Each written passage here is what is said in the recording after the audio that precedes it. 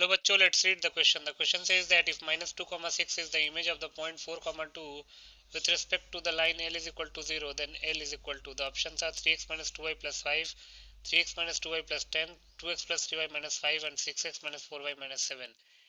इस क्वेश्चन में minus 2 comma 6 जो है वो इमेज है of the point 4 comma 2 with respect to the line L is equal to 0. तो एल का इक्वेशन निकालना है, एल की वैल्यू निकालनी है. बहुत ही सिंपल सा क्वेश्चन है. पहले हम की कॉन्सेप्ट लिख लेते हैं. की कॉन्सेप्ट, तो पहला की कॉन्सेप्ट है mid point of the line joining x1 y1 and x2 y2 is given by the formula. उसका x कोऑर्डिनेट होता है x1 plus x2 upon 2 and y1 plus y2 upon 2. दूसरा, two lines are perpendicular, it means slopes product will be -1. अगर दो lines perpendicular है तो उनके product, उनके स्लोप का जो प्रोडक्ट होगा वो -1 के इक्वल होगा. तीसरा, इक्वेशन ऑफ अ लाइन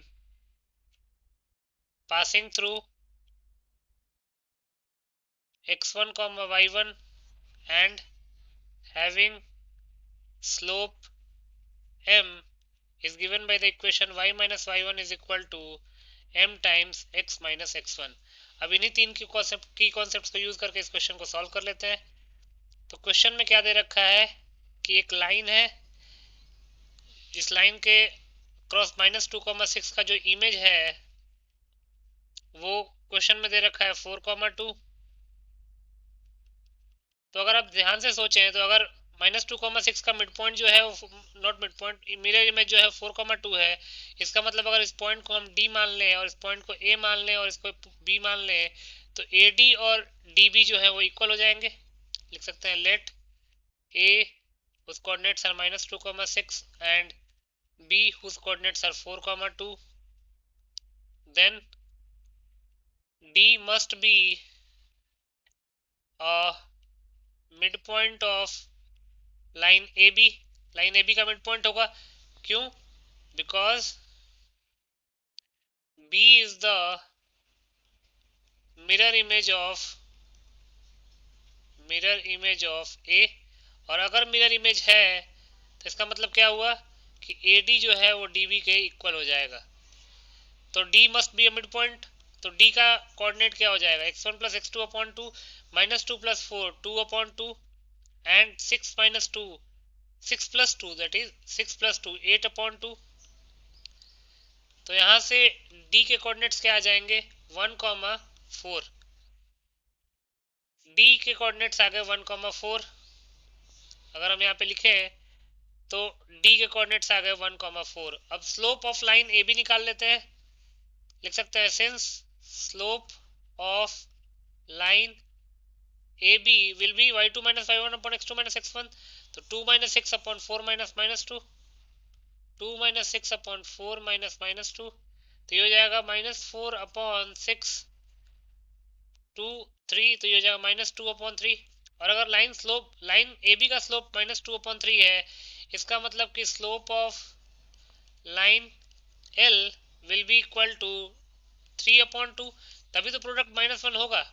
तो अब यहां से हम लिख सकते हैं therefore equation of line L which is passing through,